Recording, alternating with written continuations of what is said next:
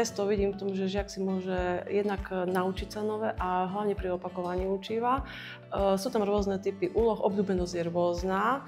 Niektoré nemajú veľmi radi, keď treba veľa čítať, ale postupne, keď to robia, tak sa dostávajú do toho a žiaci si na koncu pýtali testy aj cez víkend, aby sme im ešte posielali a riešili ich, že pani učiteľka, nemáme čo robiť, pošlite nám ďalšie testy.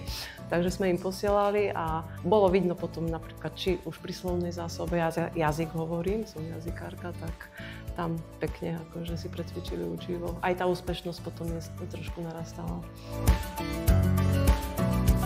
Určite tento ročník Alfiády bol kvalitnejší, viac našich žiakov sa do toho zapojilo. Od začiatku roka boli motivovaní, kedy to vlastne vypukne. Hlavne najlepší žiak Peter, ktorý pred rokom trošku zaváhal pri začiatku, ale tento rok si to nenechal ujsť, to víťazstvo. A motivovalo to asi aj ostatných žiakov, nielen tých, ktorí mali jedničky, ale aj tí slabší žiaci sa dokázali zapojiť do riešenia týchto testov a určite im to prinieslo nové poznatky.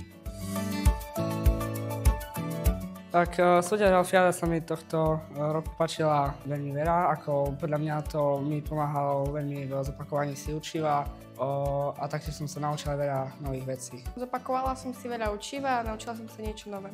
Veľmi sa mi páčila, som si veľa zopakoval. Angličtinu, slovenčinu, dejepis a ruštinu. V geografii, z dejepisu aj z angličtiny. Tak mal som rád riešenie úloh z dejepisu aj z geografie. Pexeso. Hlavne 8 smerovku som mal, najobľúbenejšie, a tajničky.